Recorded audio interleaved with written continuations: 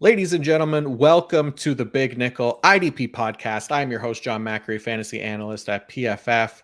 Folks, I cannot tell you how excited I am for this one, and I hope you are as well, because we are in the thick of fantasy season right now.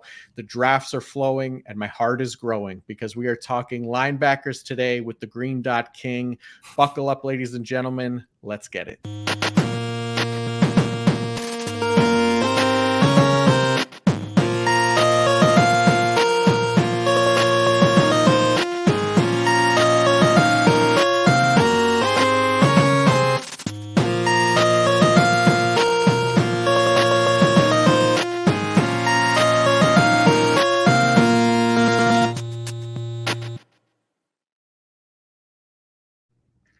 All right, this was a monster last year. It took a decent chunk of time to get through. We'll do our best to move things along and avoid like a 2-hour epic. But hey, we'll see where the conversation takes us, because ultimately it's not always about the information we deliver, but the friends we made along the way, or something like that.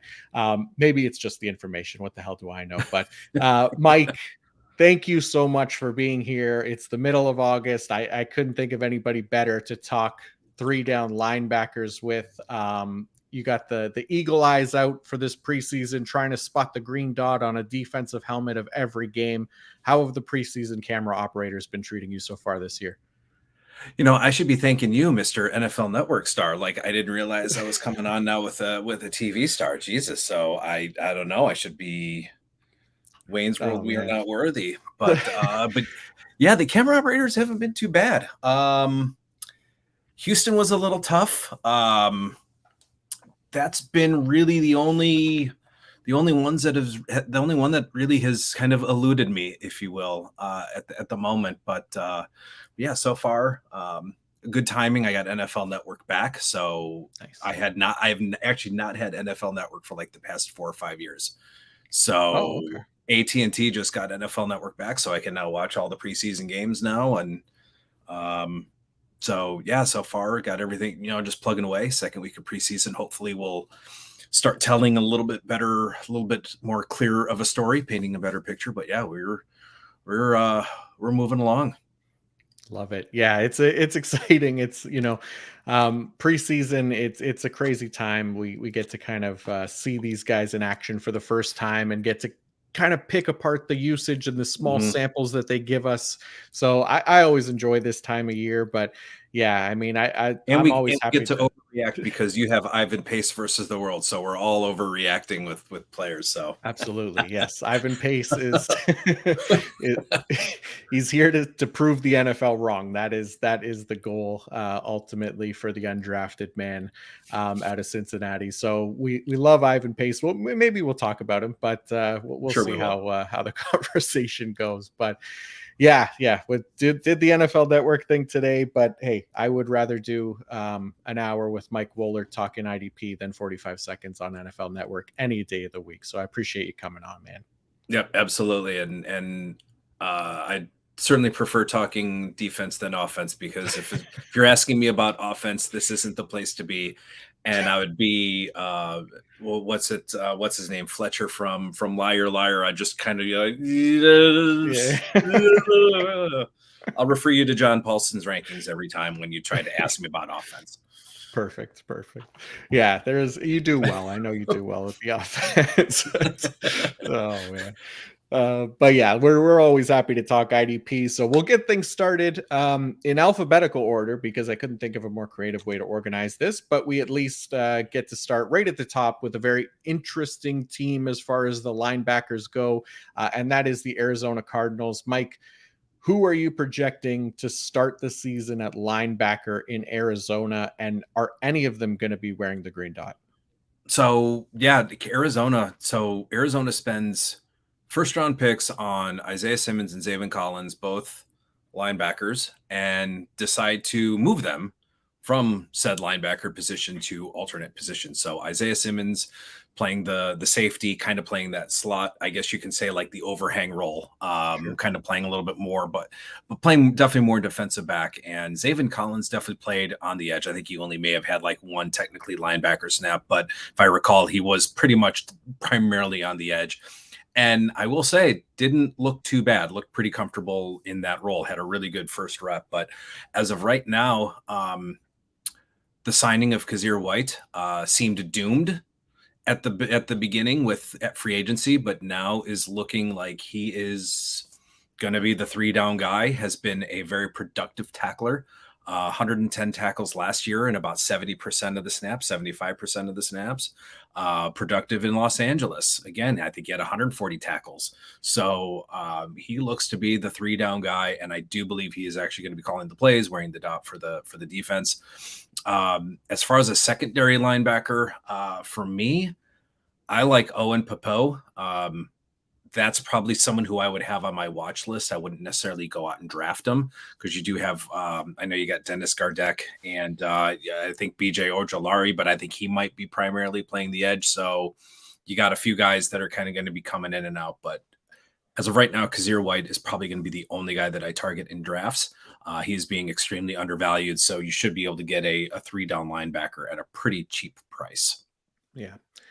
Yeah, this is again, like you said, it's a really weird team. I mean, what they did with Zaven Collins and Isaiah Simmons, they spent first round picks on these guys, then they changed their positions to make them potentially more valuable in the NFL than just the regular off-ball linebacker. We'll see how it works out. But I guess the most interesting thing for me with Kaiser White is if Gannon and company will utilize him as an every down player, because he came off the field a fair bit last year for Jonathan Gannon's Eagles, playing just like 76% of the defensive snaps, while TJ Edwards was a near every down player. And, I know Zaven Collins played every one of it, like pretty much every one of his defensive snaps on the edge in preseason week 1, but I'll be interested to see how much of that was either them getting him reps at the position that he's going to be playing primarily this season, and then still kind of wonder if he'll work in like a 15 to 20% off-ball snap share depending on the situation,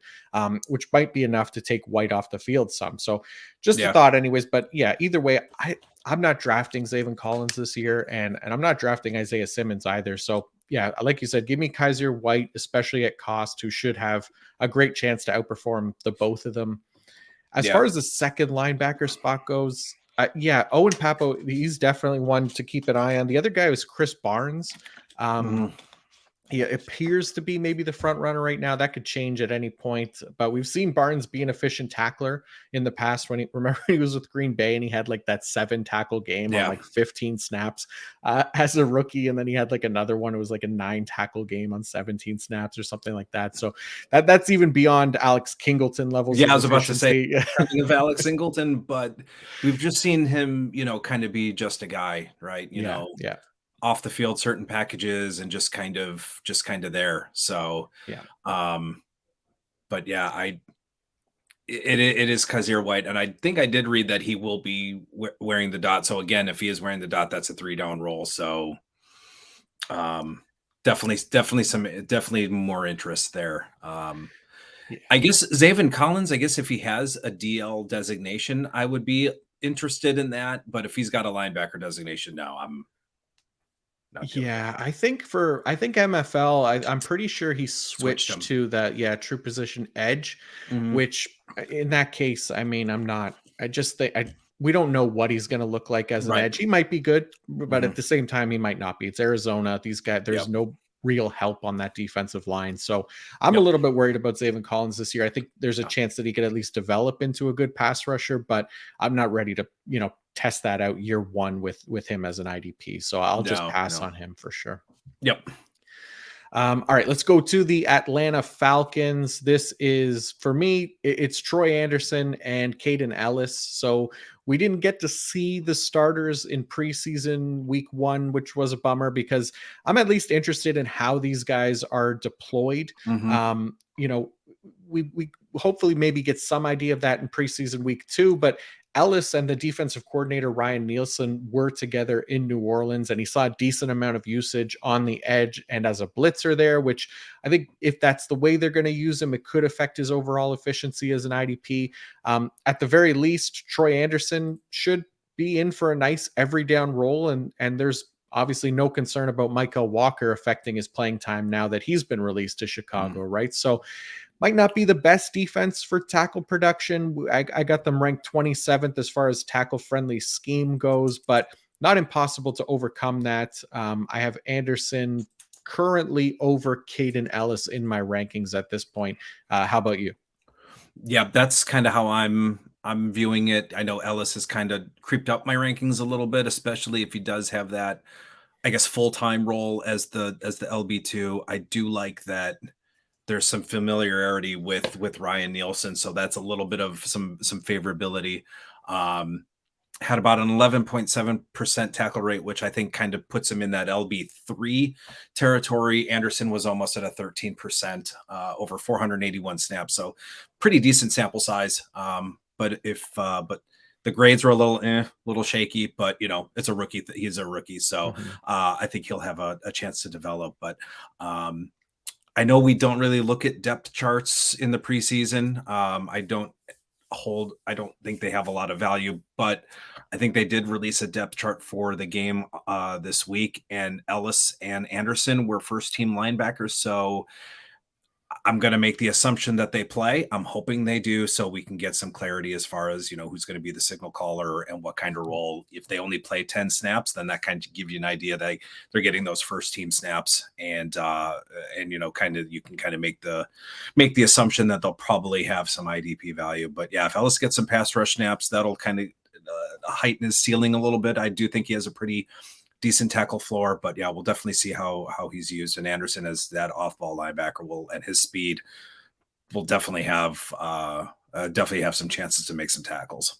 Yeah, for sure. Just don't leave him one-on-one with Bijan Robinson in the open field. Don't leave any. Yeah, I was like, what are you doing? I mean, he got. I know those are always funny, right? Like it doesn't matter. Like it doesn't. The poor friggin' linebacker just gets put on a highlight reel. Like those things aren't designed for linebackers to look good. No, so, and then that just leads to, dude, is this kid a bust? It's like no linebacker is going to be able to hang with, maybe a few, but no linebacker is going to be able to hang with Robinson in those moves. Yeah, that was brutal. But let's go on to Baltimore. Anything interesting for you with this Ravens team? I mean, it's Roquan Smith and Patrick Queen, but anything stand out to you about unique as this one? Not really. Malik Harrison had a good showing, so if he's like dealt to a team that needs a linebacker, that could be a little bit interesting. But he's been buried on the depth chart, but he seems to be able to play. But But outside of that, I don't really see anything. Roquan Smith is obviously an ultra efficient tackler, 16% tackle rate. I mean, that's elite of elite. Patrick Queen, I think he has gotten better along the way with playing alongside Roquan. I know his missed tackles, have always been an issue, but I think that has kind of tapered off playing along someone like Roquan. With Chuck Clark out of Baltimore, it does seem like Roquan's probably going to call the plays and wear the dot. I think Queen's probably still going to come off on some packages, but Queen played nearly, I think, 94% of the snaps. So he's pretty much got a full-time role within Baltimore. So I think I have him ranked right among my top 20. So I don't have a problem with him in his LB2. I still think he's being undervalued. So if you can kind of get him later on as an LB3 or LB4, that's fantastic value. But yeah, for me, it's pretty much Patrick Queen and Roquan. Yeah. Same thing. I mean, it was nice to see Queen still have like a near every down role with Roquan Smith on the team, and then it's getting decent grades too, like career best grades, which was a nice thing, because he was looking down in the dumps there for a little bit, and we'll see what happens with him after this year. I know, this is the final year of his contract, and they just paid Roquan, so I don't know if they want to pay two linebackers. It doesn't feel like a very Baltimore thing to do. Because it's a costly position for a position that's not that valuable, but it could be a nice year for Queen as well. All right, let's go to a little bit more of an interesting team here, at least for the linebacker position, and that is the Buffalo Bills. So Matt Milano, he's playing every down. We know that, but who is going to emerge as the LB2 next to Matt Milano, I think, is the question. There have been a number of different players kind of getting opportunities. Most recently in preseason week 1, it was Tyrell Dodson, but Terrell Bernard was out for this game. We've also heard names like Dorian Williams, AJ Klein, also rumored early in the offseason to be getting a mic role. Even someone like Balin Spector, a 7th round last year, they gave him a shot at one point. I don't think this thing's locked up by any means, but I mean, if I had to draft like a non-Milano Bills linebacker right now, it's probably Tyrell Dodson, just because you're just playing the news the way it is right now. How about you? How are you treating this group? Yeah, I have. Yeah, Dodson is kind of the like by a nose, and that's only because Bernard got hurt. Not a good time, not good timing for an injury. But yeah, Dodson did call the plays. So he would probably be like I said, he'd be the one calling the plays, wearing the dot. I really don't have much interest though in Matt Milano, even though in a 3-down role, I think we've seen what Matt Milano is. If you're kind of in, I guess, a bigger play league where maybe you're getting tackles for loss, or maybe you're getting QB hits, or maybe getting a few more for sacks, he's got a little bit of value there. But I think we've seen his ceiling, and he's only had 100 tackle season. So I think we've seen what we've seen out of Matt Milano. He'll about a 10% tackle rate. The guys I like are guys that are coming in that's going to see an increased role. I mean, Milano's role really isn't changing. So he's been a full-time linebacker during his time, and there's just it's a pretty low floor. I mean, if I was going to take him, if he's there and as an LB 4 or 5 maybe, but I don't really have much interest in him. But yeah, I think right now Dodson is the leader in the clubhouse. I know Dorian had a pretty solid preseason game. I think he had 7 tackles. Solid tackler, but of course I think he's playing as Matt Milano's backup as opposed to a mic role.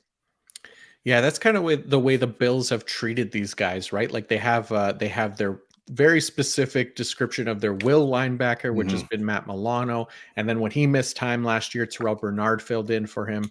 Tremaine Edmonds was their mic role. When he missed time last year, Dodson and then AJ Klein filled in for him. So they had specific roles in mind for these guys. So I think it's a bit telling, that they put Tyrell Dodson out there. We'll see how this preseason continues to kind of unfold with these guys, but you keep in mind that Tyrell Dodson did fill in for Tremaine Edmonds last year when he was missing time. He has a little bit of experience there and has called the defense before for them. So, or played in the defense before for them. So he has that familiarity there, which they might ultimately find comforting. And then who knows? There was also talk that they may not have 2 full-time linebackers, and they may rotate a safety like a Taylor Rapp down in there, and next to Matt Milano and in dime personnel. So that's also a possibility. They may not show that kind of stuff in the preseason, but it'll be something to keep an eye on in the regular season. Yep. All right, let's go to the Carolina Panthers. Again, a decent team for at least for linebacker tackling schemes. They're I have them 7th, so inside the top 10 there. So there's potentially some decent production to be had for some guys that I think are still fairly undervalued. Shaq Thompson, especially. I know people get excited about Frankie Louvu. He's had some big games, but Shaq Thompson's always one that I find to be a value in IDP leagues, IDP only, whatever format you're playing. He's consistently kind of overlooked, but again, looks like he has a chance to be an every down linebacker. What do you think? Yeah, Thompson is one of those like boring guys, but he gets you 130 tackles. I mean, I think he did end up playing preseason and wore the dot. The thing I guess I'm worried about, and maybe I've been subconsciously fading or not drafting Frankie Louvu, is the fact that Avero used single linebacker in Denver quite a bit. So I'm hoping, I guess it's one of those instances where he sees Louvu as, okay, Louvu's a pretty good player, pretty dynamic, can get to the quarterback and do a few things. So I'm hoping it's one of those things where he adapts the player to a scheme as opposed to taking the scheme and trying to adapt the player, if I'm saying it right. Basically, hey, I've got this player. I'm going to utilize him no matter what scheme I'm trying to run. I'm going to have this guy on the field, whether as a linebacker or putting him in places to make plays. So that's kind of what I'm hoping is what Luvu or what he has in store for Luvu. But so like I said, with him running single, I think he ran single linebacker well above league average last year. So that's, like I said, the kind of the thing I'm worrying about and I've subconsciously been avoiding. But I have no problem with Thompson. And with Luvu, he's, we'll kind of see what happens. Mm-hmm. Yeah, I think that's the way I'm kind of treating them. Like I'll take Thompson over Luvu for now, but I have them fairly close. And most of the time, Luvu's I've found out actually a lot of times he's gone ahead of Thompson because people are excited kind of about that big play potential. Like you said, Thompson kind of more the boring linebacker who just does tackles kind of thing. But there's value in that as well, right? Yep. All right, let's look at the Chicago Bears, the all-new Chicago Bears linebacker core starring Tremaine Edmunds and TJ Edwards. Jack Sanborn had a lot of IDPers very excited after last year, and look, he's still on the team, so who knows, maybe injuries happen and we get to see him again this season. But as of this past free agency, the Bears did everything in their power to give us a definitive end to the Sanborn saga before it could even really get going, right? Tremaine Edmunds comes over on a big deal, then they bring in TJ Edwards shortly after that.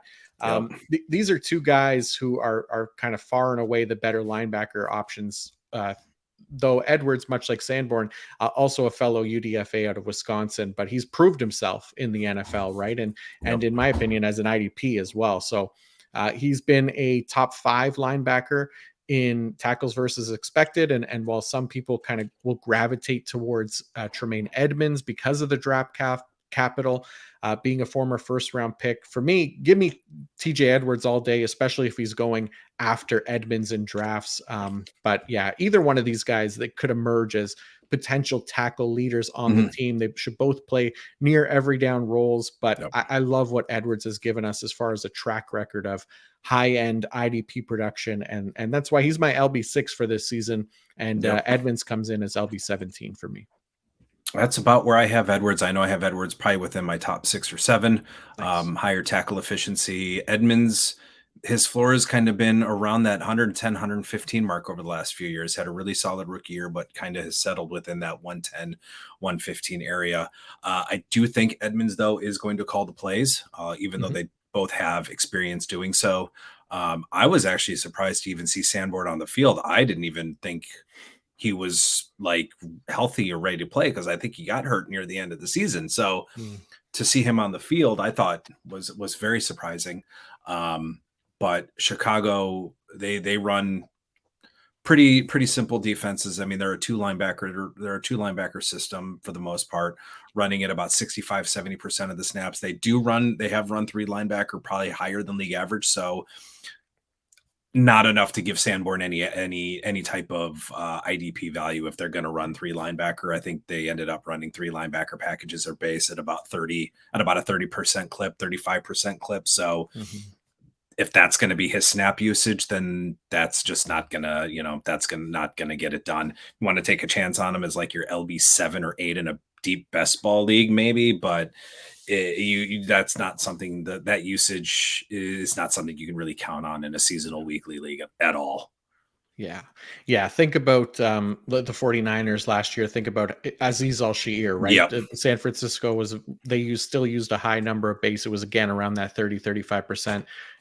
You didn't get any use out of Azeez Al-Shaair last year. It'll be kind of the same thing with Jack Sanborn. Yep, and I do think it is Edmunds. It's probably going to wear the dot. Sanborn wore it while Edwards was on the field, so I think Sanborn is Edmunds' primary backup. So that just leads me to believe Edmunds will probably end up wearing it. But I mentioned it before, the dot does not necessarily equal production. It just equals, hey, this person is going to be on the field all the time, which could lead to production, but it doesn't necessarily lead to production. Right, makes sense. All right, let's go to the Cincinnati Bengals. Mike, you're in Ohio. We're going to talk about a couple Ohio teams here. What do you think about the Bengals linebacker core for this season? Pretty simple. Logan Wilson, play caller. Jermaine Pratt's interesting. Efficient tackler for the snaps that he gets. So I think he does have some value.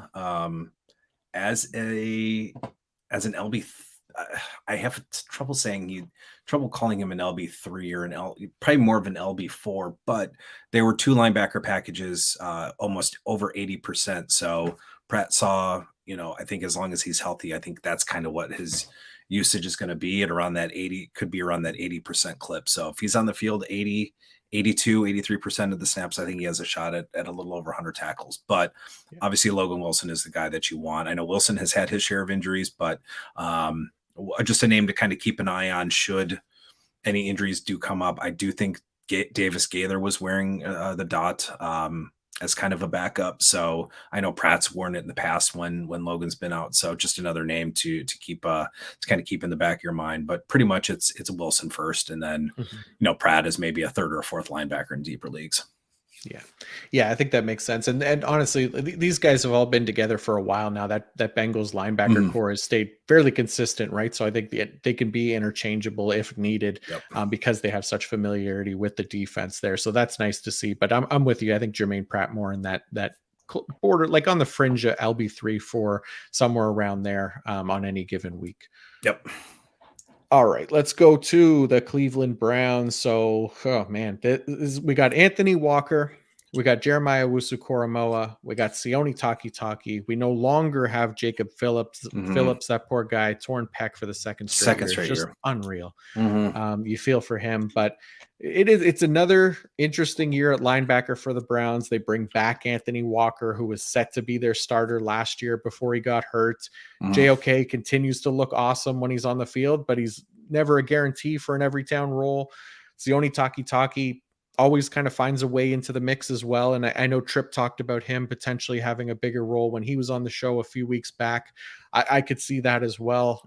The way I'm approaching this group right now is Walker first, but really not until that low end LB3 range, then JOK. But there are still occasional drafts that he's gone way too early for my liking. Owusu-Koramoah, just because of the potential for what they do here with this linebacker core. And then Takitaki as a late round flyer in deeper leagues is something I have no problem with. So we've definitely seen Jim Schwartz, the new defensive coordinator, deploy a more typical and consistent usage at the position than what the Browns were last year. But even when Tom was on, Tom Kislingbury, we talked about this as how much does the head coach play a part in these tendencies, or will he let Schwartz take full control of the defense and specifically the linebackers? So really interesting team again, Mike. You're there in Cleveland. You got boots on the ground. What are your thoughts on this group? Just everything that I've been reading and listening.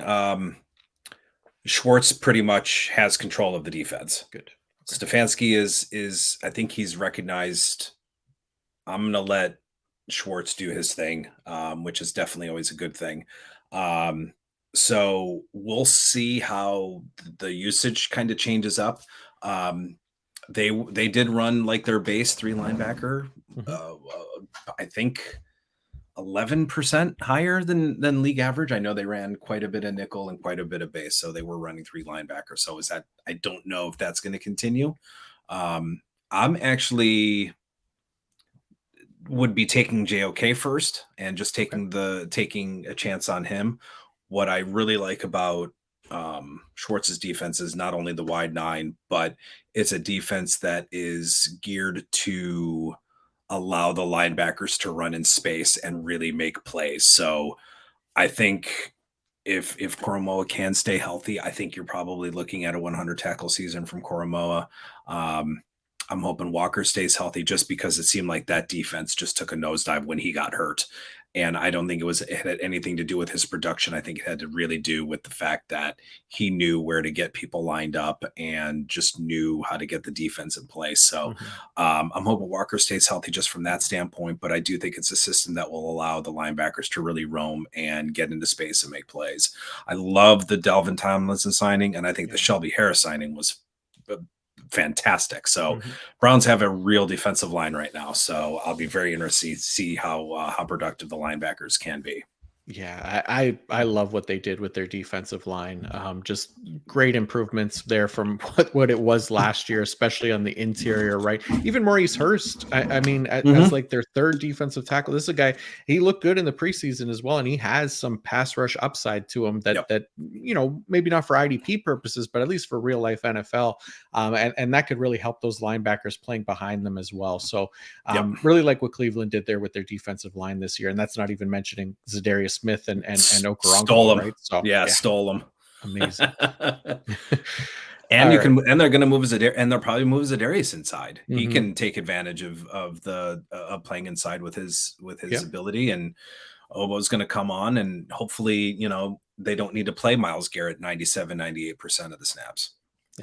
Yeah, that would be good. But yeah, man, I'm telling you, I think Myles Garrett this year, I think he could legitimately push for defensive player of the year. Finally, I know he's had, 16 sacks back-to-back years, but he's had basically no help along that defensive line. Yeah. He's, to me, for my money, best pass rusher, best edge rusher in the NFL. So I think he finally gets a shot at defensive player of the year this year, but that's just a little side note anyways. All right, let's go to the Dallas Cowboys here. I mean, Mike, this is not the most interesting group. No, it isn't. It isn't. Go ahead. What do you think of this Cowboys? I think Quinn is going to be interesting just because with Quinn, they ran single linebacker almost 40% of the time. So as much as I like Damone Clark, and I don't know, outside of best ball, I don't know if I can trust him in seasonal leagues just yet.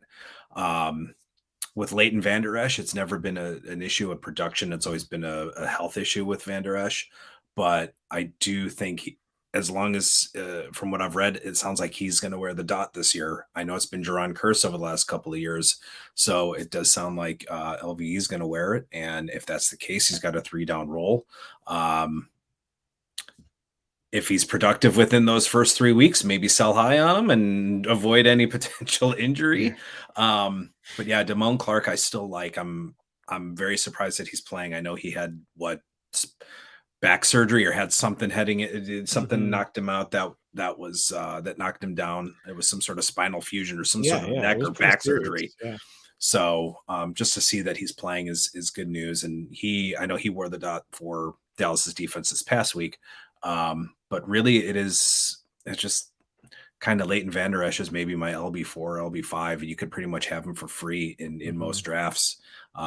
He's really being overlooked, and I think when he's on the field, 15% tackle rate, which is exactly what you want to see. I mean, it's a high efficiency tackler. Yeah, high efficiency. It's not an every down role necessarily, right? Because of the way the Cowboys deploy their linebackers, which we saw it last year, right? It was a lot of inconsistency week to week. You just didn't know when to start him, when not to start him. And then as far as that second linebacker role goes, I think Damone Clark is probably the favorite. And I know Cowboys fans are excited about DeMarvion Overshown as well, right? So who knows if he works in the mix there. I'm just not interested in this linebacker core. If Vander Esch, if I can get him at a cheap price, which most of the time you can, then I'm fine with it if I need a little bit of help there. But for the most part, there are plenty of other starting linebackers I think that you can take a shot on and fill up your starting lineup with. All right. Let's go to the Denver Broncos. Yeah, so this is a really great defense for projecting linebacker tackles. They rank second on my linebacker friendly scheme rank. And it only helps having two very efficient linebackers in that defense. You got Josie Jewell and of course Alex the King Kingleton. I love both of these guys. Obviously, Kingleton being Kingleton, that efficiency just continues to be an IDP revelation. But I do have Jewell ranked slightly higher because of the usage, and they definitely showed this in the preseason. But Singleton came off the field on early downs, interestingly enough. Usually the linebackers come off the field on later and more obvious passing downs. So we'll see how much that continues this year. But nonetheless, he was coming off the field at a decent rate, only playing about 73% of the snaps with the starters, while Josie Jewell was an every down guy. So obviously, Singleton, he's proved that he doesn't That need 21% is just insane. Oh my God. it's dumb. It's so dumb. He's proved, he doesn't need to play 100% of snaps to be effective as an IDP, but look, it certainly doesn't hurt. And if we do get some regression there from him as a tackler, then those lost snaps are they're going to stand out even more, right? So I have both these guys inside my top 15 linebackers for this year, with Josie Jewell as LB8, and I think Singleton's LB14, around there, with a lot having to do with it, basically his past efficiency and this already being a very friendly linebacker tackling scheme. So that only helps. But yeah, man, Kingleton, he's just unbelievable. Hold on, somebody's trying to figure. There we go. Hopefully that noise didn't come through with my phone ringing. But yeah, man, it's exciting, this Denver linebacker team. I think there's a lot of IDP goodness to have there. Yeah, in Philadelphia, I want to say he had 140 tackles or something like that, something ridiculous while he was in Philly. It's like, oh, he's going to go to Denver, single linebacker. He's not going to be as productive. And all he did, hold my beer, 20% tackle rate with multiple games of 20. I think he had 2 games of 20 tackles, just absolutely insane. So I actually think the more snaps would probably lower his efficiency, which is just insane to think about. But yeah, I think it's one of those duos where you could probably end up drafting both Josie Jewell and Alex Singleton, have them both on your team, and you're pretty much set with a pretty high tackle floor. Yeah, I remember last year, man, he had one of those 20 tackle games, and I think it was on a Monday night or a Sunday night. Either way, the guy that I was playing in fantasy that week had nobody left except for Singleton. So I go into the game and I have this massive lead, and I'm like, it should be perfectly fine. And every other play near the end of the game, this guy's making tackle after tackle. And it goes to overtime. And I'm like, I'm screwed. There's no way. And he just did the same thing, tackle after tackle. I think I ended up winning by like a half a point or something like that because of a stat correction later. But I had lost that night because of that ridiculous 20 tackle game that he'd put up. But those games are awful because it's like every other play you hear Alex Singleton with the tackle. It's like, no, every other play. It's like every other play you hear his name. It's like, geez. And I love him, but I was cursing his name that night, man. That was something else. And there's nothing you can do but watch your lead dwindle, and there's nothing you can do about it. It's crazy. Oh God. Well, let's go from one Alex, who is a very efficient tackler, to another. Mike, the Detroit Lions. What are we doing here with the Lions linebackers again? Well, I'm sorry. I refuse to call Alex Anzalone Thor. I just refuse to do it. I don't care about the hair. I don't care. I'm actually going to give a shout out to Hollywood Titan. He had a pretty good theory with Anzalone, and I think he said something to the effect of they probably re-signed Anzalone because they probably didn't think they were going to get Jack Campbell in the draft. Could be. And once Campbell fell, you almost need to take him at that point. I mean, I guess they could have gone with another player, but I mean, I think maybe at that point Campbell is probably the best player on the board. And I mean, he's already better than Anzalone. Oh, yeah. And as far as Anzalone, I will give him credit. With calling the plays and wearing the dot, it's not necessarily about talent. It's just about the knowledge and being able to get players in place, knowing the assignments and getting people in their proper assignments, making sure that they know what they're doing. So I probably will have to give him credit. That's probably his strength, is that he probably knows that, but Campbell can probably do that just as well as he can. And he's got the talent. So again, what are we doing here? Yeah, I know. But as far as drafting, I'm drafting Campbell ahead of Anzalone. And we actually, it's funny, we did the Kings Classic draft, the IDP draft. It was the inaugural draft. And I'm sitting next to Davenport, and we're just looking at each other, just like, all right, it's the Alex Anzalone game of chicken. Who's going to take him? And I think he ended up well into the 20th round. It's like, all right, fine, whatever. So it's just that Anzalone game of chicken. It's who's just going to draft him. And it's just not going to be me. Yeah, it never feels good drafting No. Alex Anzalone. Like, there's certain players you're excited about getting, it doesn't matter the round. Every single time you draft Alex Anzalone, you're just like, "All right, whatever, I Gotta go guess take a so." shower. Yeah. So, yeah, right now, I got Anzalone and Campbell super close in the ranks. I mean, the Lions, in the preseason at least, they were without Anzalone, so, what we saw from them was Derek Barnes and Malcolm Rodriguez Yep. starting at linebacker, which at least an A little bit of a indication for surprise, now. but Yeah, that Campbell's maybe coming in further down the depth chart than those guys, but I don't think it's going to be long for him to kind of surpass those guys, and eventually Anzalone as well. He led the team.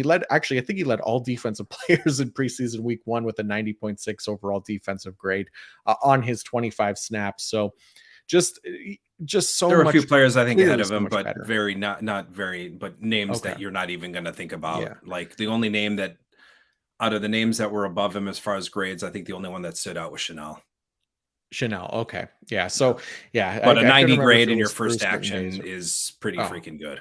it's great. Yeah. And I get it's the preseason and they're playing against backups, whatever, but still, he still looks really good. And all the Yep. reasons that they would spend a first round pick on this guy. So Yep. hopefully this year, we say it every year, right? But maybe this will be the year that we don't have to draft Alex Anzalone. We'll see.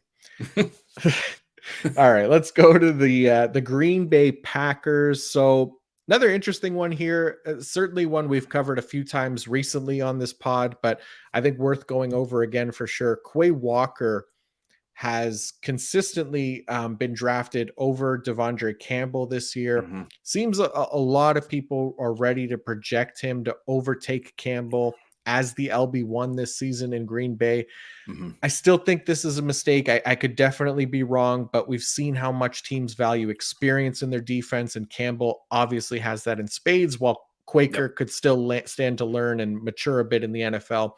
Yep. We did see Walker wear the green dot when both he and Campbell were on the field together this preseason, hmm but it was only 3 snaps, right? And I think the Packers kind of knew this was going to be the case because Campbell came out of the game after that first drive. Walker Yep. stayed in and continued Yep. to call the defense, right? So Yep.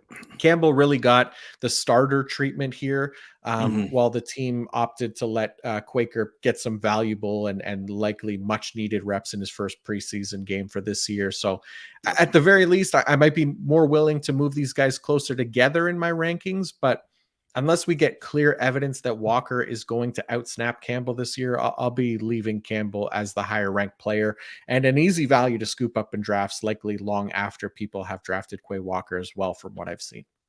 Yep. I mean, I really couldn't agree with you more on that. I was very surprised to see Walker get the dot. We'll see if that continues this week, if it was maybe just an experiment, but like, I mean, in my IDP Madness draft, I took Campbell as my LB1 in the second round, and I'm seeing people draft him in the 6th, 7th, 8th round. I'm like, wait, miss something here? So Yeah.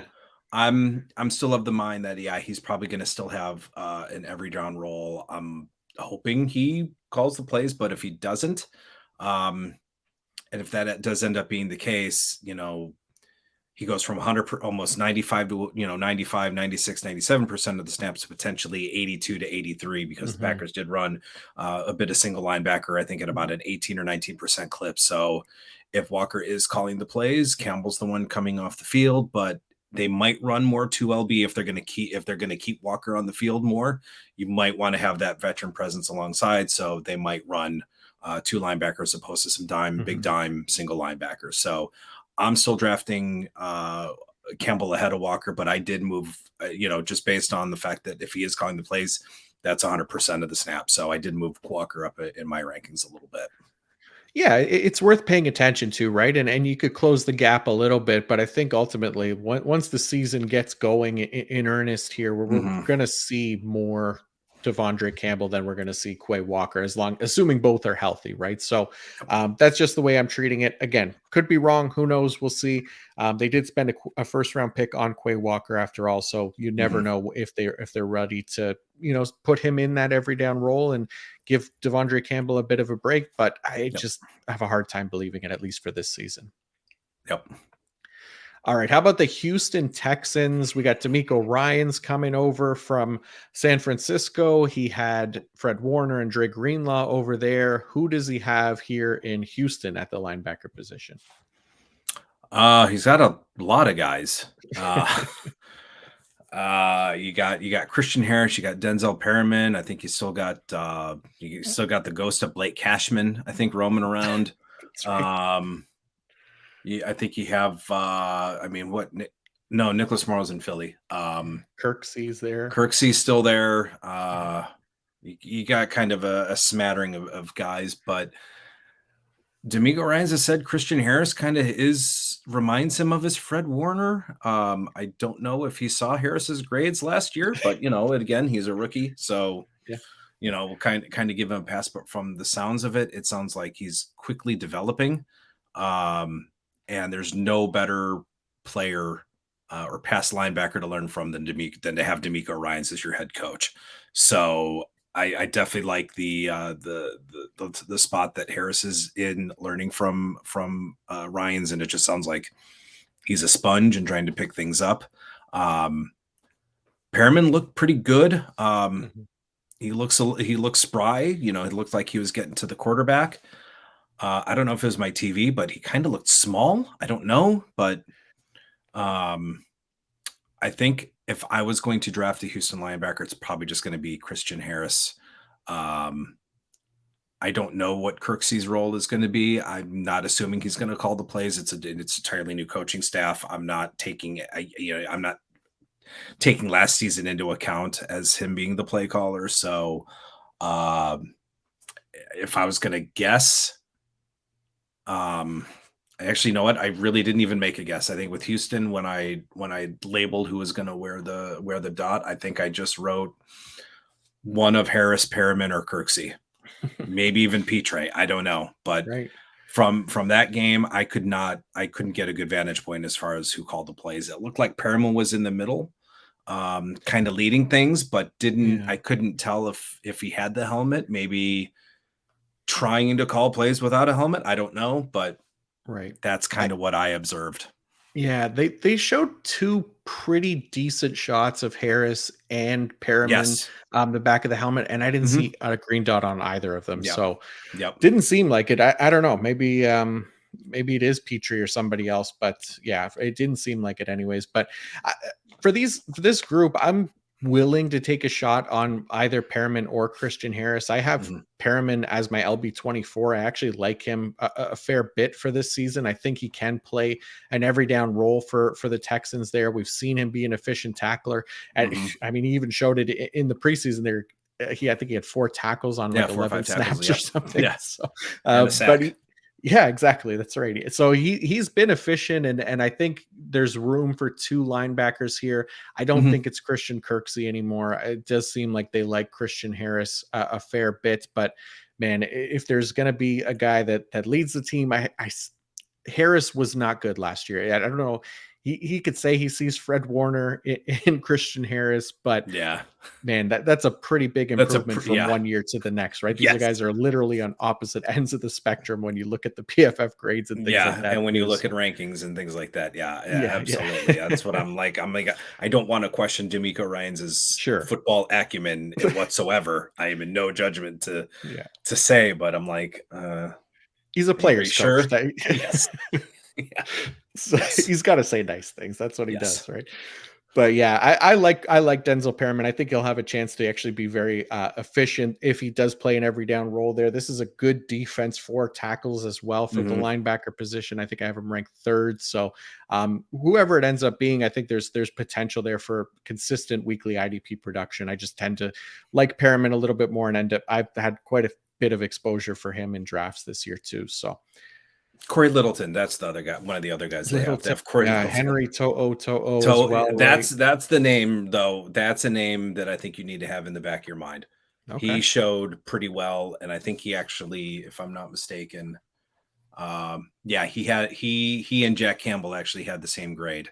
Hmm. So that's a name I think you want to keep an eye on. Okay.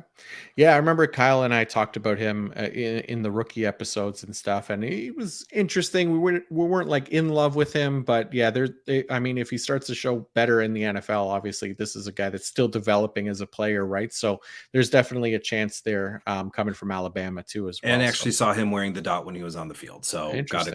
got a clear view of him Huh. when he was on the field with that second team wearing the dot. So Okay. Alabama linebacker has the pedigree. So, but Hmm. again, I don't could be one of those mid-season. I don't know, but yeah. But Right. if I'm drafting on with you, I'm probably taking Harrison Perriman. I'm probably going Harris. I know you're going Perriman, but Hmm. at this point, like you said, tackle friendly scheme. Sure. I think both can be productive. Definitely. All right, so let's go to the Indianapolis Colts, where this was really great to see. We got to see Shaq Leonard back, seemingly healthy, playing an every down role next to Zaire Franklin to start this preseason. Leonard, obviously, he had the multiple back surgeries and shit last year, which was really concerning on whether he'll get back on the field again, or at the very least early in the season. But doesn't look like Leonard's playing time is in jeopardy, or that he'll Mhm. miss week 1. So he's slowly but surely been moving his way up the ranks for me. Him and Franklin are pretty close right now. I still have Zaire Franklin just ahead, because there's still that risk with Leonard. But man, if we can get Darius Leonard back, then that could be a huge for IDP success. Yeah, I thought there was going to be some easing in from what I could tell Hmm. from what they were saying. I thought there would just kind of be some easing in, some adjustment. But yeah, he got the I guess you could say he got that starter treatment. Hmm.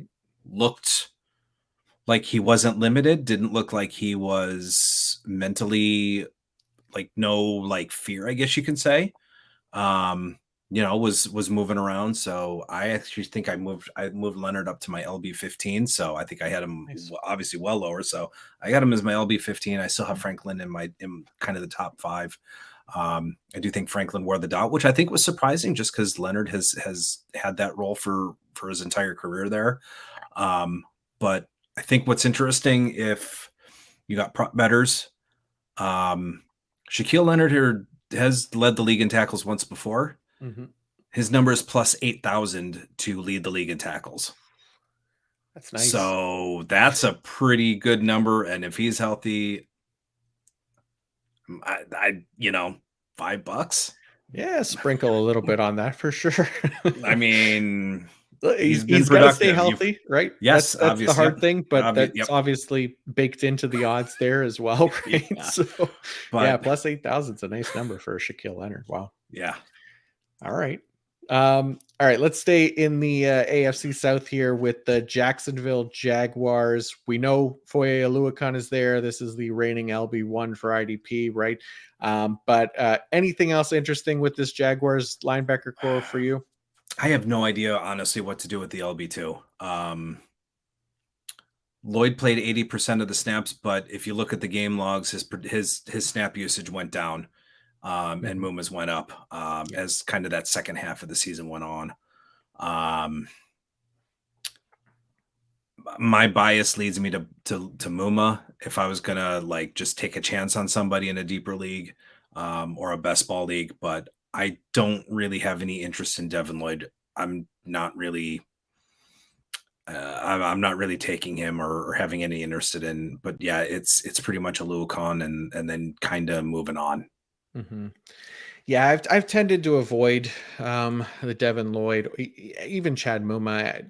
I do think there's at least a chance that Jacksonville goes back to Devin Lloyd this year, and Mhm. tries to get him more reps and more work, and get him Yep. more comfortable in the defense. I mean, a first round pick on a guy, you don't want to give up on him just yet. So I No, think no. I think there's at least a chance that he'll kind of get back to that every down role. And if things again go sideways midway through the season, then that's when we start to see more Chad Muma again. That's why they spent the day 2 capital on him as well in in the same draft. So I don't mind Lloyd.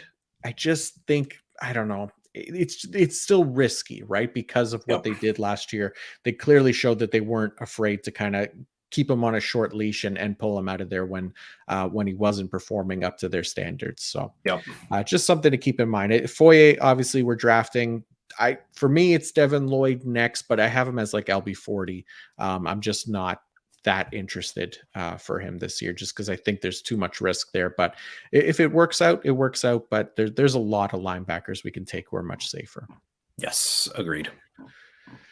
All right, let's go to the Kansas City Chiefs. Speaking of safe linebackers, for once in Kansas City, we got one. We finally have one, and it's Nick Bolton, right? We got the LB3, Nick Bolton, LB3 for me, and then a bit more of a situation to sort out, right? I think a lot of people assume that Drew Tranquill was going to surpass Willie Gay on the depth chart after they signed him, probably mostly because he was a more efficient IDP last year. People thought that, but I don't think I ever had Tranquill over Gay in my ranks at any point this offseason. Nope. And that looks like it'll hold this into this season as well. I kept them close because, as we know, Spagnuolo will mess with us at any chance he gets. But at the very least, for Tranquill's case, I thought we'd see him and Gay kind of split time for best case for both of them. But you know what? After preseason week 1, it was the exact deployment from last season. So Bolton was the clear every down linebacker. Gay was rotating out in sub packages, and Leo Chenal acting as the third base linebacker. And then Drew Tranquill came in with the second team guys and did not factor in with the starters at all. So definitely concerning for Tranquill managers, to say the least, but at least it's a bit more clarity on the situation, because I'd much rather have what they gave us here and last year versus a situational split between Tranquill and Gay, where either of them are particularly useful for IDP. Yep. That's pretty much how I saw it. And that's pretty much it. I think you've got a second or third round draft capital in both Chenal and Gay. So, I mean, you're going to want to get what you can out of those guys. But yeah, I did not think Tranquill would almost be like the LB4 second string. So yeah, like you said, he did not factor in with any of the starters alongside Bolton or Gay or Chenal. It was second teamers. And I was passing on him. I'm certainly passing on him now. Yeah, for sure. All right, Las Vegas Raiders. Who do we like or who do we don't like in Las Vegas? What do you like? What do you think about this linebacker situation here? I mean, I don't know if it's a hot take, but I got Diablo as my LB10. Ooh, I love it. So, and I think he's still being undervalued. He was on his way to a monster season. I think in 9 games, huge. He was on his way to a huge season. 16. I mean, right there on the screen, 16% tackle rate. I mean, he's going to be the 3-down guy. He's wearing the dot. So, I mean, I'm scooping him up wherever I can. I've got quite a, I think in one of my drafts, I grabbed him as the LB28. So I'm going to take that every day of the week. So yeah, for me, it's Diablo. Spillane has been kind of I guess you can say almost like a dime backer for his career with the Steelers. Now he moves over to the Raiders. He'll probably have a little bit bigger of a role, but I do think they're still more, they're 2 linebacker system. But I do think they run quite a bit of a single linebacker. So I do think he's probably going to, he's going to be the one coming off the field, but Spillane probably, again, more of the best ball type target. LB3 or maybe LB4 in seasonal. If he gets 75 to 80% of the snaps, but yeah, I'm all in on Diablo again. Yeah, I'm with you. I got Diablo as a breakout candidate this year. I really like his potential there in Las Vegas if he continues to be their every down guy. I do think Spillane factors in a little bit, but I'm not as concerned about him. And like you said, Diablo showed a lot last year to gain our confidence as IDP players because he was very efficient as a tackler, and I hope he's healthy because he was a fun player to watch last year for sure. Yeah, I think he's bulked up a bit, so I think he's put on some mass, put on some weight to kind of stand up to the position. So nice. Same. You put on some weight to stand up to the position. All right. Nice. Yeah, that's right. All right, let's go to the Los Angeles Chargers here. So we got Eric Kendricks, Kenneth Murray, maybe Diane Henley. Still waiting to see these starters in the preseason, but I don't think there's much doubt that Eric Kendricks is going to be kind of the leader in the clubhouse for snaps. Yeah. It's just a matter of who comes in next to him in those two linebacker looks. Kenneth Murray probably has a good shot, at least to start the year in that role. But the rookie Diane Henley is certainly an interesting player for me. He could factor in at some point, especially if Murray continues to struggle the way that he has. I have Kendricks at LB30, so on that mid to low end of LB3 range, which I think also kind of speaks to how deep linebacker is for what that's worth. But very man heavy defense here. Kendricks has certainly lost some of his efficiency over the past couple of years, which doesn't create a lot of confidence for me, for him. It's not a group I'm particularly excited about outside of the GOAT, Derwin, of course. What was interesting, I thought without Murray and Kendricks, I thought Henley would have gotten a little bit more run, but it was Nick Niemann and I'm not even going to try to pronounce this dude's name. I just know Amen Ogbo or something. So it was those two that got that kind of the first team run. Henley, I don't think came in until like the middle of the second, I want to say, maybe even in the third, if I remember. But I'm a Henley fan, so I'm kind of hoping he supplants Kenneth Murray at some point, but not enough to really take a chance on him in really any drafts right now. It's pretty much just Eric Kendricks for me, and then I'm just kind of moving on. Yeah, I'm with you. It's maybe becomes a waiver wire in season. I'm not drafting Kenneth Murray. But yeah, and you know, with Henley coming in later in the game too, this is something we typically see from rookies, especially in the first preseason game. They usually get the veterans out there first. And yeah, with Nick Niemann and like you said, the guy, Andrew Siciliano couldn't even say his name, and he said he was practicing in the car on the way to the game. So there's definitely a chance for Diane Henley to emerge there over time, but not to start the season. I wouldn't be betting on that.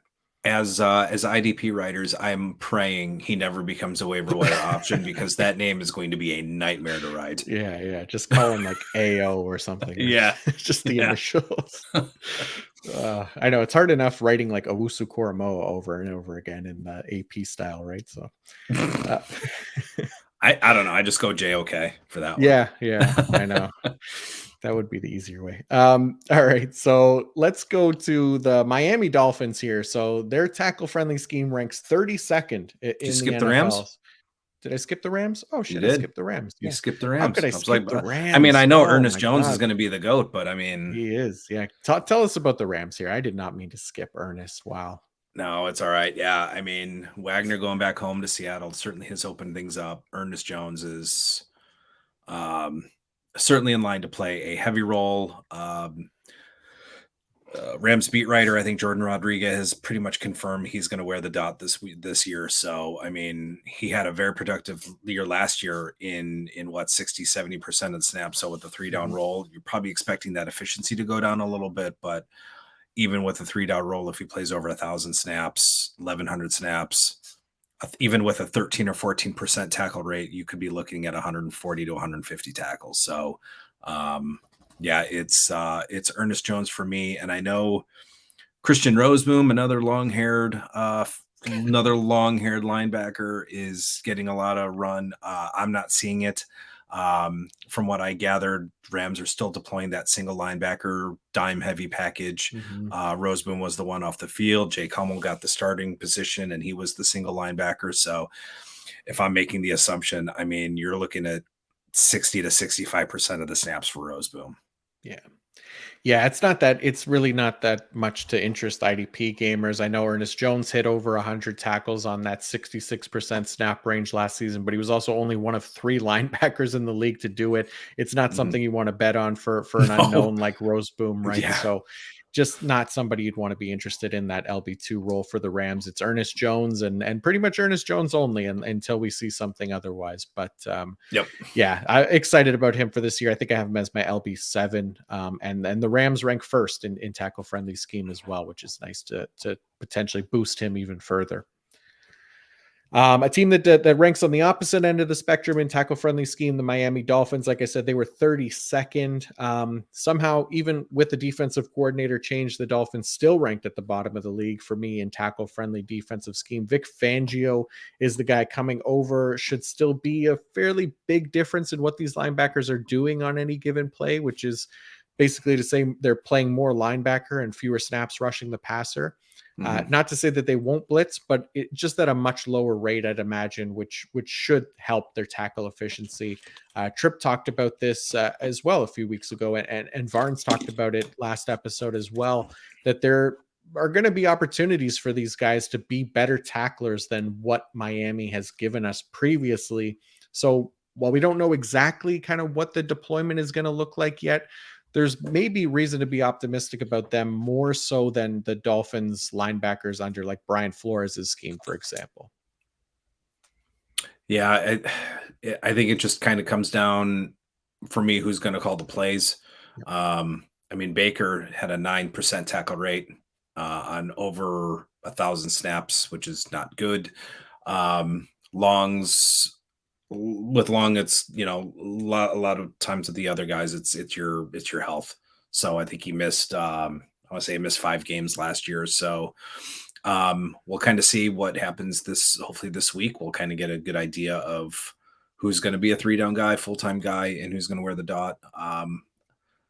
I'm also holding out some hope, at least for dynasty purposes, for Channing Tindall. So I'd like to kind of see him get a chance. I know he had a pretty solid game from at least an IDP standpoint when he was on the field this past week, but we'll kind of see what happens with him. But David Long was the prized free agent, so they brought him over, spent some money on him.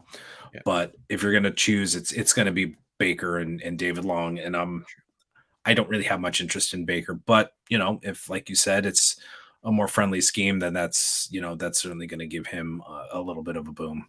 Mm-hmm. Yeah, for sure. There's still not guys that I'm, spending up to get or anything like that. Mm-hmm. They're more kind of value picks that if they fall, then I'll happily take them. But there's so many linebackers that we could be drafting. It's crazy. Even with like less teams deploying 2 full-time linebackers and things like that, even with the move to true position, there's still a lot of linebackers to draft for IDP. So just keep that in mind, people, as we're going through the drafts. Like you can attack these positions later on and get some decent value here. Like Mike said, even with Devondre Campbell and guys like this in Miami here. So but let's move on to another team that I'm not in love with as far as the defense itself for linebacker tackle production. Just mentioned Brian Flores from Miami. Now he's going to Minnesota. Mike, Jordan Hicks, Brian Asamoah, obviously the future Hall of Famer Ivan Pace Jr. in there as well.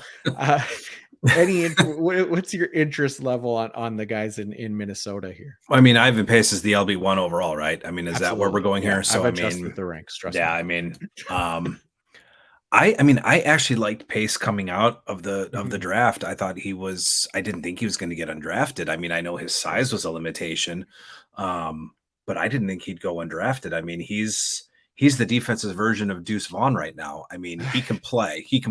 There's no doubt he can play. I think in terms of Pace, I think maybe his value might come maybe more towards midseason or maybe in a 2024 if his development continues. But I mean, Hicks is that boring old man value, right? I mean, you can pencil him as an LB3, LB4, 120 tackles. I mean, is that going to continue in Flores' defense? I don't know. They ran a 2 linebacker package, but that's all out of the window with Flores. So I think he's a little bit more, he might run a little bit more single linebacker, price some odd fronts and things like that. He comes from that Bill Belichick tree. So he's going to get creative with his fronts, creative with his linebackers. So I'm probably going to look towards, I think I have Asamoah ranked a little bit higher than Hicks. I know I've got them pretty close. It is a little bit of a, boring, but I think I have, like I said, I think I'd probably lean towards Asamoah. I think Hicks might call the plays. He has that, he has the experience calling the plays when he was, I think, with Philadelphia and Arizona. So he has the experience to get everybody in line. But yeah, it's an interesting situation right now. But yeah, I think Pace might have something to say. Honestly, I mean, he might have something to say. He has to. I mean, if there's one thing we learn about the NFL after this draft is that they are a bunch of height supremacists, and they should never have let Ivan Pace go undrafted. Okay, is that going to be the new hashtag, height supremacist? Height supremacists, these guys, unreal. It's just, yeah. Look, I believe that Ivan Pace, if not for the size, had a legitimate case as the best linebacker in this class, just for how he played, right? He was such a good run defender. He did everything well. And he's a perfect fit for this Brian Flores defensive scheme too, right? Because he can rush the passer, he can play close to the line of scrimmage, drop into coverage, do everything he needs to do. So I still think there's definitely a chance that he works his way into this rotation at some point, but I think if he's 6'2", 6'3", he gets. I mean, if he's 6'2", 6'3", he's probably in the second round. I would think. And so. he hits and he tackles like he's that size. Yeah, it's he reminds me of the Looney Tunes cartoon. I don't know if you remember with like you had the big dog Butch, and then you had the little dog. You're like, oh, what are we gonna do? Around. And bouncing around, and he was the one getting beat up. But then he's like, what? And then he was the one, and then it was the little guy doing the beating up. So I mean, granted, it was a cat, but but that's kind of what it reminds me of. But he plays like a 6'4" linebacker, and just is gonna friggin' hit you. Yeah, he's so good, man. And then look, people saw that this past weekend. You had a lot of like NFL film guys and things like that were looking at this and saying this guy should have never went undrafted. And it's true. The NFL they made a mistake here. I think Ivan Pace could be a potential player in this defense, but I think looking at Minnesota as a whole and this defense, it's going to be important to see both Jordan Hicks and Brian Asamoah, I think, in the preseason, because we did get to see Brian Flores' defensive tendencies show a bit in this game, where the other starting linebacker next to Ivan Pace, which was Troy Reeder, at first, he came off the field on third down, spent a lot of his time on the edge, playing just 78% of the defensive snaps.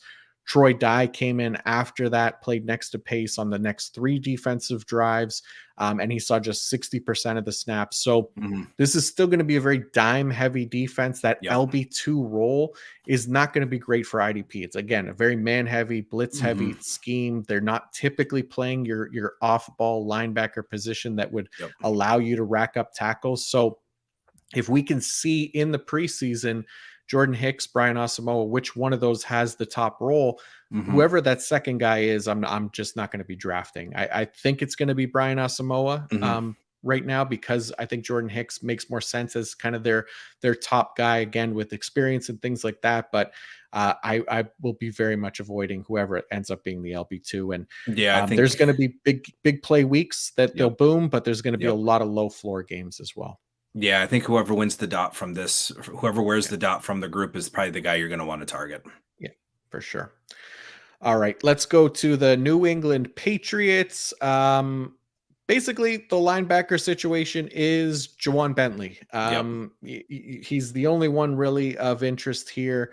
He doesn't play an every down role, right? He did play a career high snap rate last year, but it was just 80%. So still not ideal for a team's LB1. I don't expect that to change all that much. He'll definitely have his games where he pops up, but there's a potential for, again, one of the lowest floors, at least among primary team linebackers, if not the lowest, with him coming off the field so often in the way that Belichick deploys that defense.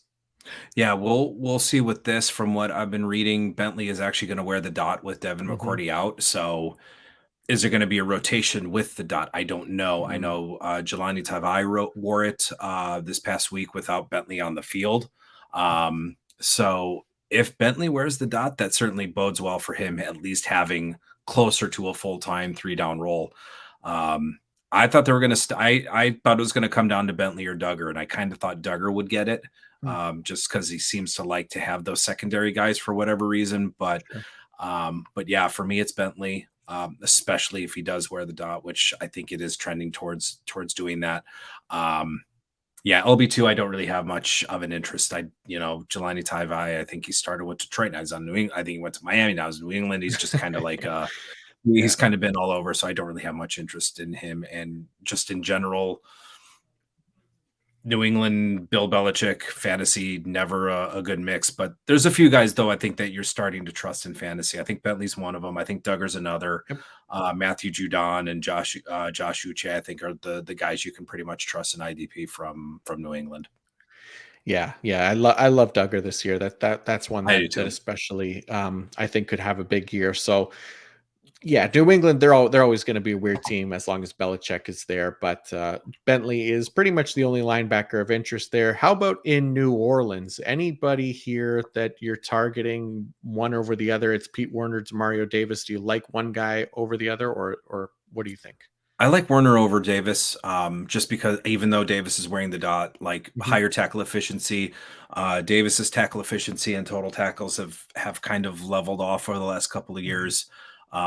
He's a good linebacker, definitely one of the tops in the league from a playing standpoint. But I think from an IDP standpoint, I still think he's more now an LB4, someone I would draft later on.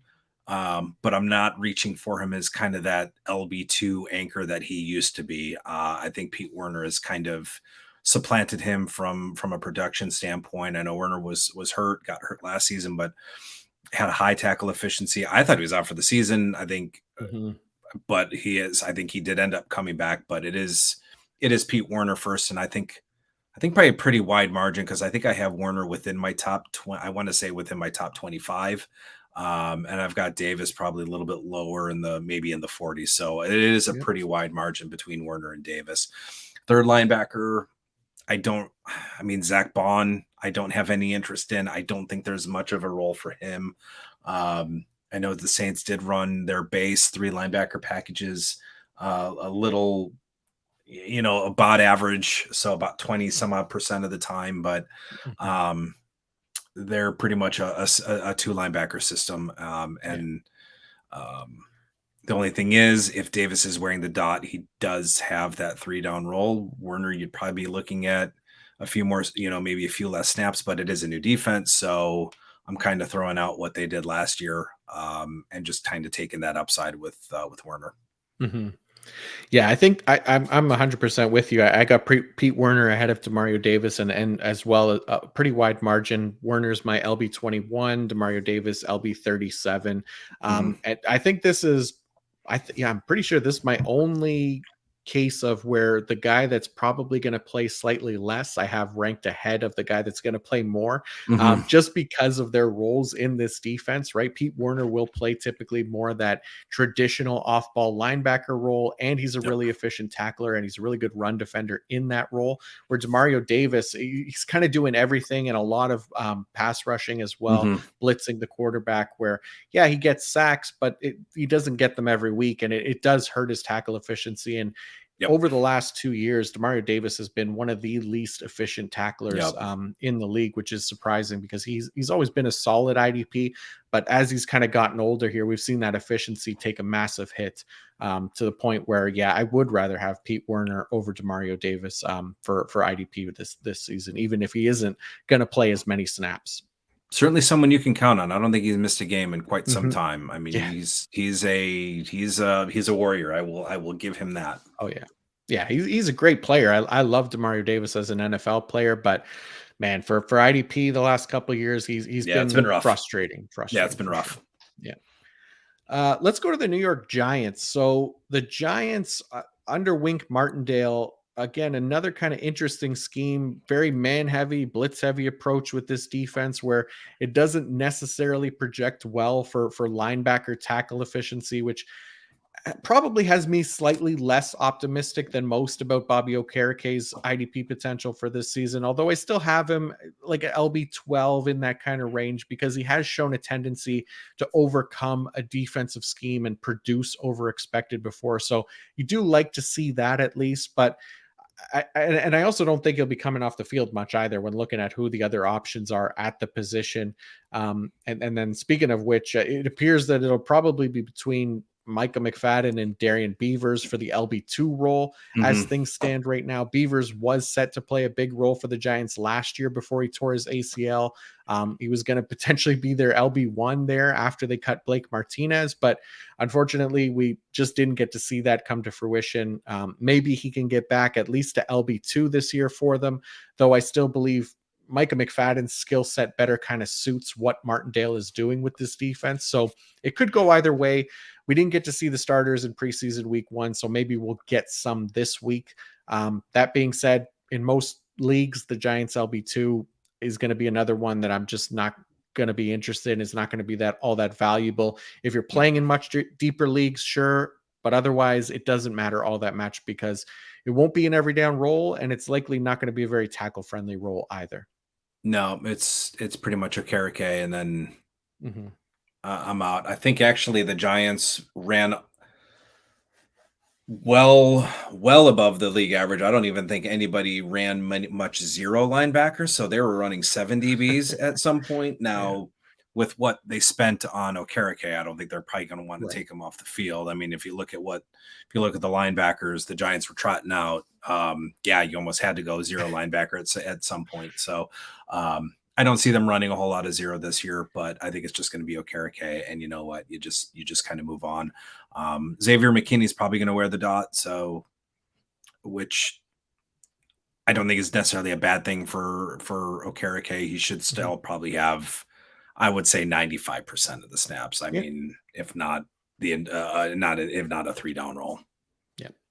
Yep. I think that makes sense. How about the New York Jets? Anything worth talking about here with these guys? Not really. I think it's just CJ Mosley, and if you want to sprinkle in some Quincy Williams, I think Quincy Williams had a pretty decent usage rate. Jets still run some 3 linebacker packages, so you'll probably see Quincy Williams and CJ Mosley on the field quite a bit. I don't know who that third linebacker is going to be, but they ran single linebacker very well below the league average. So I think it's Quincy Williams and CJ Mosley. I've got Mosley still ranked quite a bit higher than Williams at this point. So that's pretty much it for me as far as the Jets go. Yeah. Pretty easy team. I mean, Williams did come off the field a little bit, and Mosley, to me, I think still right inside that top 10 range potentially for IDP. I think I have him as LB9. So, but I would have Quincy Williams a little bit lower than that. Yep. All right, let's go to the Philadelphia Eagles then. This is it's an interesting one. Another all new linebacker core here, right? And it's a good defense for linebacker tackle production. We just don't necessarily know who it's going to be other than Nakobe Dean. It's basically Nakobe Dean and the rest. Nicholas Morrow and Christian Ellis, they started the first preseason game. And when Morrow exited after the first drive, it seemed like maybe that was the indication that he's the front runner for that LB2 role, because Ellis stayed in with the apparent backup Zach Cunningham. But then Ellis left after the second drive, and Morrow came back into the game to play next to Miles Jack. So he obviously wasn't getting the starter rest treatment either. Just an absolute mess. If I did have to pick an LB2 based on that game alone, it's probably going to be Ellis, at least for now, because he didn't play nearly as many snaps with the apparent backups, and got the closest kind of resemblance to starter treatment as any of these guys got in at least preseason week 1. None of them were good, though. So I think this is another situation that's far from settled. I mean, why they didn't just pay TJ Edwards is beyond me, but here we are. I don't know either. And I think hopefully they just saw Ellis whiff on that first tackle attempt and was like, all right, That's enough out of that's enough Yeah. out of you. I'm probably not even touching an LB2. I don't really have any. I mean, the Eagles are signing Cunningham and Miles Jack like it's 2018, 2019, and even Zach Cunningham when he racked up when he was the tackle leader, from what I remember, didn't play all that well anyway. So Yeah. it's it's not a situation outside of Dean that I'm really too interested in. It's like almost like the Buffalo situation. Yeah. One week it could be Jack, he could play well, then Jack misses tackles or blows an assignment, and then you see Cunningham, and then Cunningham can't cover anybody, and then it's just Right. you're just playing these musical chairs of meh linebackers. Yeah.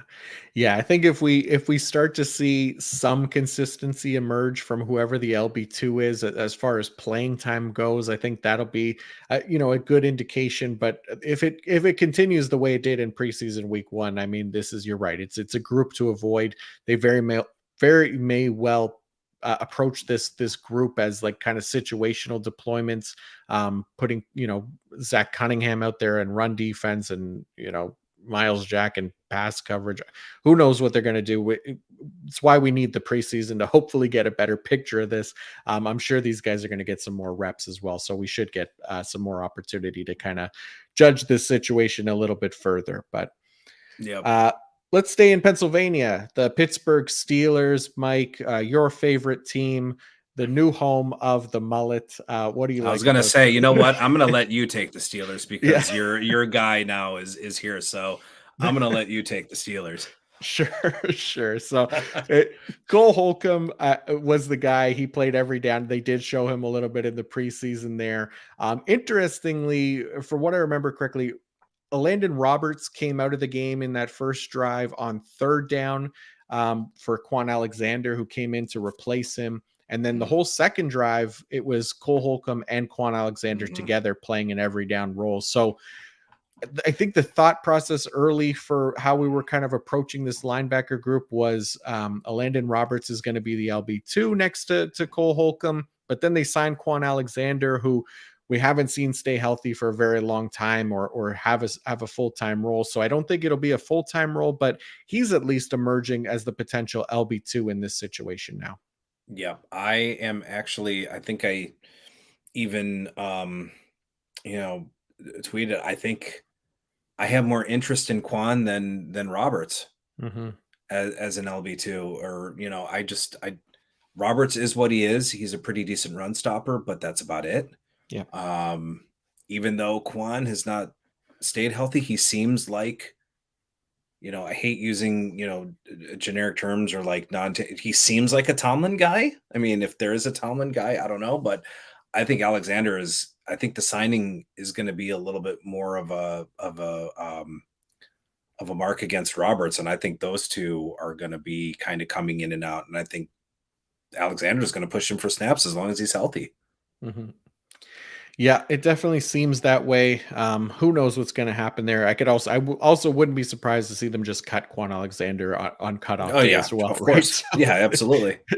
So you just treat that LB2 spot with caution if you are drafting from the Steelers linebacker core. But let's go to a little bit more of a steady linebacker core in San Francisco. We got Fred Warner, we got Dre Greenlaw. Nothing too crazy here for usage. We know who and what it's going to be in San Francisco. I'm particularly high on Dre Greenlaw this year. I have him as my dark horse pick for LB1 that I wrote up, but plays in one of the most tackle-friendly defensive schemes in the league.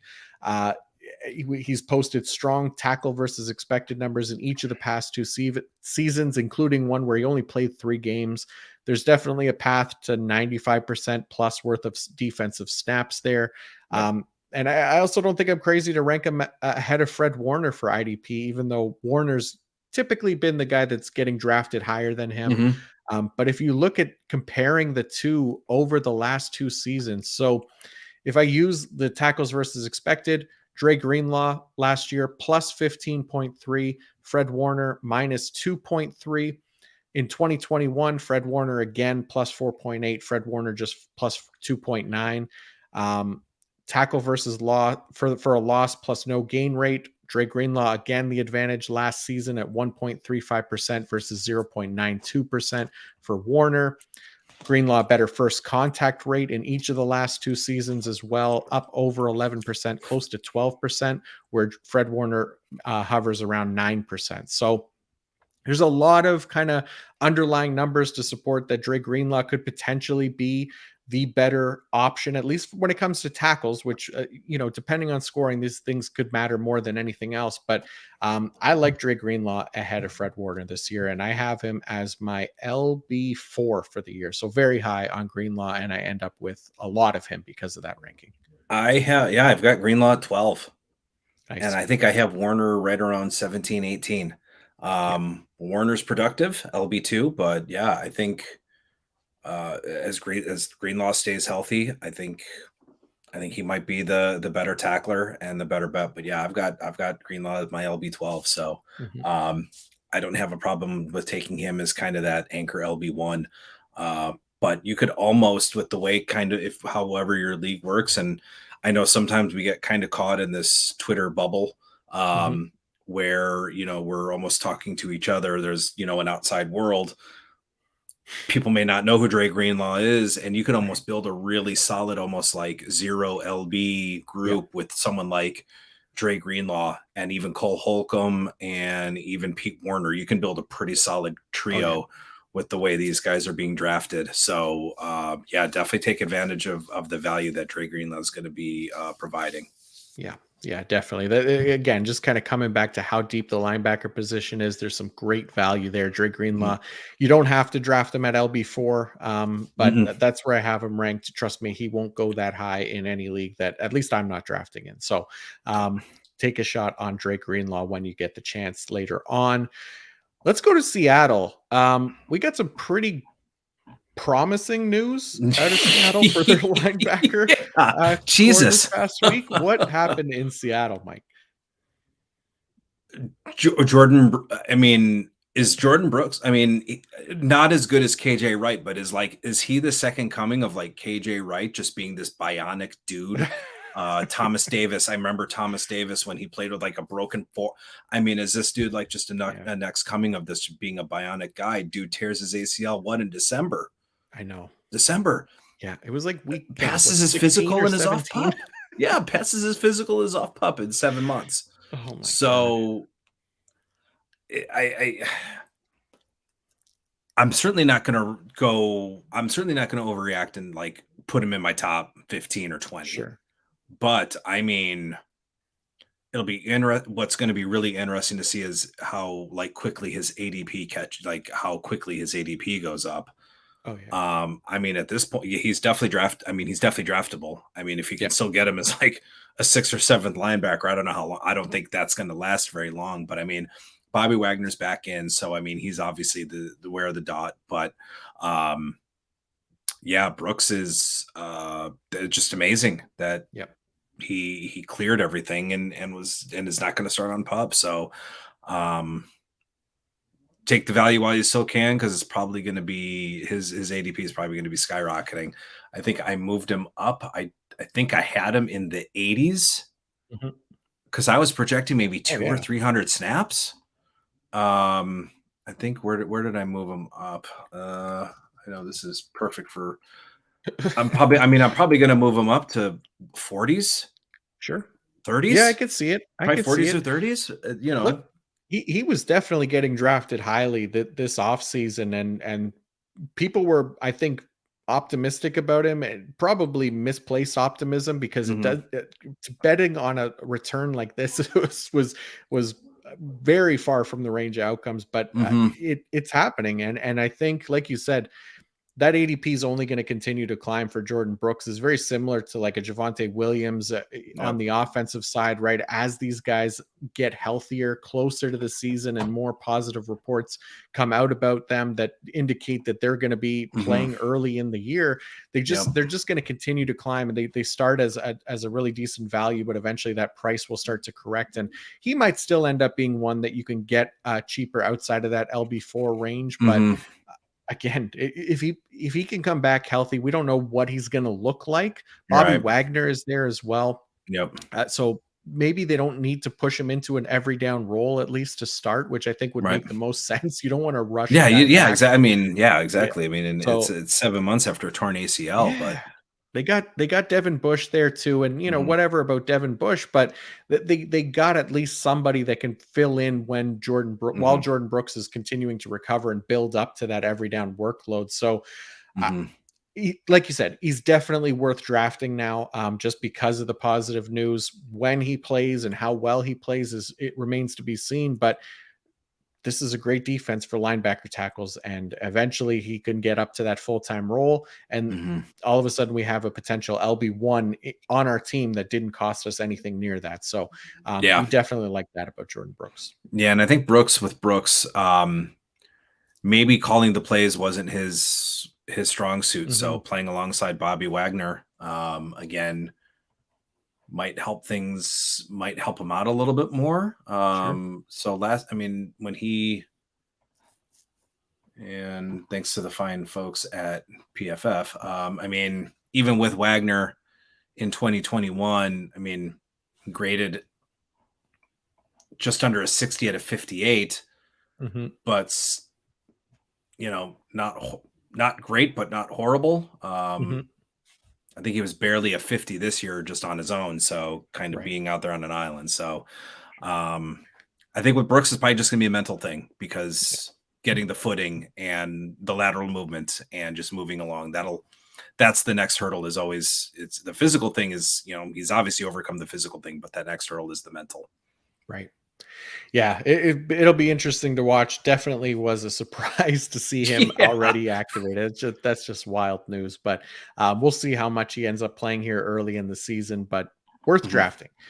Tampa Bay Buccaneers, not much to say here. We know who they are. Levante David, Devin White, both guys should play every down roles in a tackle-friendly scheme and should be considered starter-worthy IDPs on a weekly basis. Levante David, to me, still the much better value of the two. Devin White's value is still kind of being blown out of proportion a little bit, in my opinion. I love Levante David still this season. So yeah, I think everybody's intrigued and is always they're always intrigued and always attracted to the sack potential. Right. Yeah, that's about it for Devin White, because as a tackler, he's been incredibly inefficient, and I know he wants to get paid, but hasn't really played like a top linebacker, despite what the media will tell you. So, excuse me. No worries. All right, let's go to the Tennessee Titans. Mike, anything interesting here with Tennessee? So for me, it's Azeez Al-Shaair, who I think is going to wear the dot and who I think is going to be the 3-down role. So I think the LB2 role, I think, is going to be of a little bit of interest. I think everybody was kind of gravitating towards Monty Rice, but I don't see that as being the case. Jack Gibbons almost seemed to get the starter treatment in this past week. Definitely got that first team usage. I went back and watched the game because I didn't see Rice, so I'm figuring he didn't play, but I actually kind of went and kind of rewatched. Rice came in on the second team and played alongside Ben Neiman, so he kind of got that second team type treatment. He did play 7 snaps, but but I think that first team was Gibbons and Chance Campbell. So I don't think that really bodes well for Rice if I'm making the assumptions for his usage in the defense. Yeah. It's RIP Monty Rice for me. Playing with the backups in the preseason is not a good sign.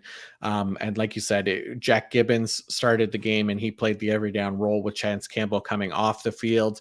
So potentially Jack Gibbons has the LB2 role there next to Azeez Al-Shaair, but the Titans were a very dime-heavy defense last year. They were like the top 5 in the league. So again, this might be another LB2 role that we're just not that interested in for IDP. Maybe Gibbons can be, efficient with his opportunities, but right now I think Azeez Al-Shaair is probably the only one that I'm drafting, and I have him as like LB20 or something like that. Yeah, I think that's about where I have, in the 20s. But But we're all linebacker thirsty, so we all want to know who that second linebacker, who the guys are kind of coming up next. So I think if you're gonna draft like an LB 4 or 5, maybe in a best ball, I think Gibbons is probably going to be your target as opposed to Monty Rice. Mm-hmm. Yeah, and the other thing too, like we don't all play in just 12 team leagues, right? There's 16 Right. team leagues out there, 32 team leagues for those really deep leagues, you're Yes. looking at that guy and paying very close attention to who becomes the Tennessee LB2 because that definitely can have some value in those types of leagues as well. So Yep. all right, let's do our very last team on the list, the Washingtons. They are Jamin Davis and Cody Barton. Jamin Davis potentially facing some legal trouble. We'll see what happens there. But if he's not suspended, then honestly, I really like his potential to break out this year. He Mm-hmm. played much better in an every down role last season after Holcomb went down. And as his average snap share went from 71% in weeks 1 to 7 to 98% weeks 8 to 17. His PFF grade increased as well, went from a 54.6 to a 68.1. Coverage grade saw a dramatic improvement in that full-time role, went from a 39.5 to a 70.3.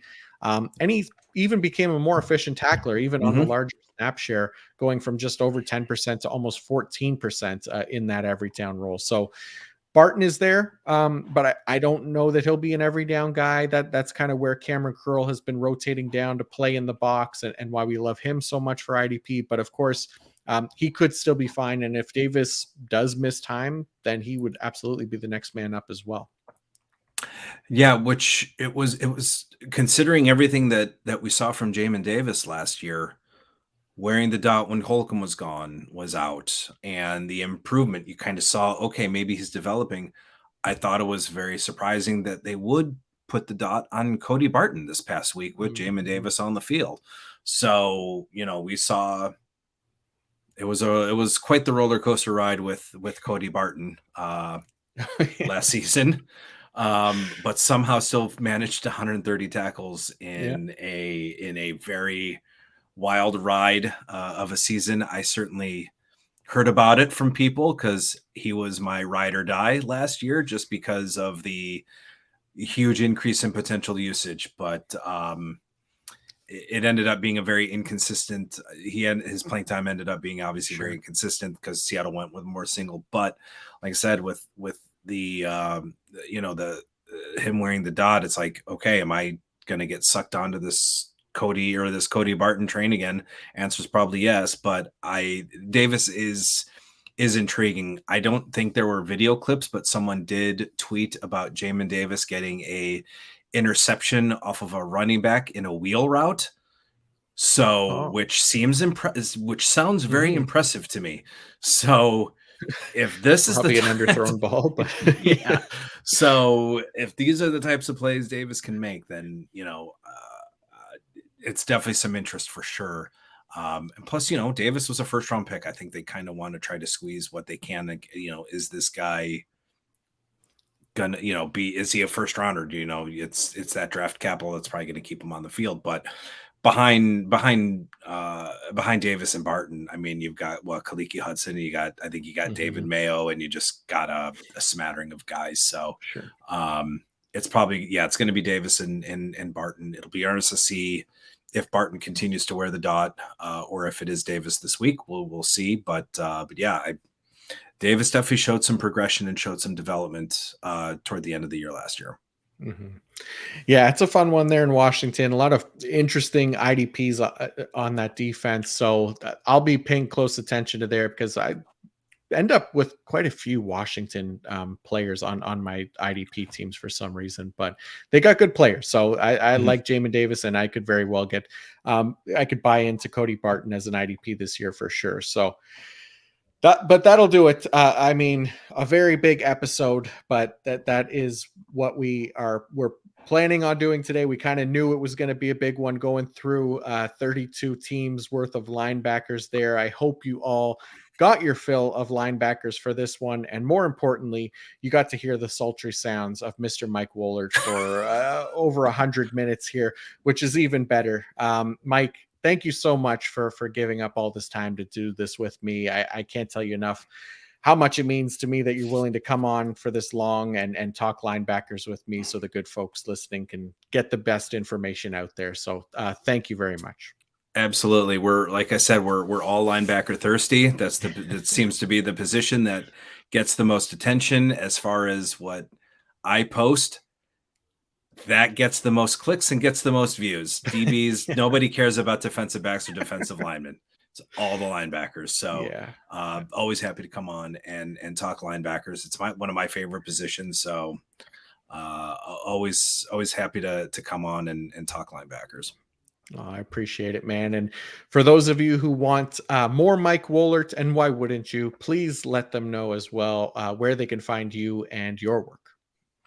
Yep. Follow me Twitter at Mike_Woellert, 444.com. My projected 3 down linebackers will be consistently updated as the preseason goes on. And luckily it's not, that piece is not behind a paywall. So all of that info is available to you. Just go ahead and click and read it. So that's where you can find me this season. Very nice. Definitely go check out Mike and his work. As for me, everything I write can be found on pff.com, along with all my rankings and many, many articles that I've written this off season and will continue to write all season long. I am PFF_Macri on the Twitter. You can listen to me on the PFF Fantasy Podcast almost every day at this point with Nathan Yonke talking offensive fantasy football as well. Again, thank you guys all so much for listening. I can't thank you enough for tuning in. I will be back for one more episode this off season in 2 weeks with the godfather of IDP, Gary Davenport, for the season finale. So hope you'll all tune in for that. And until then, IDP 7.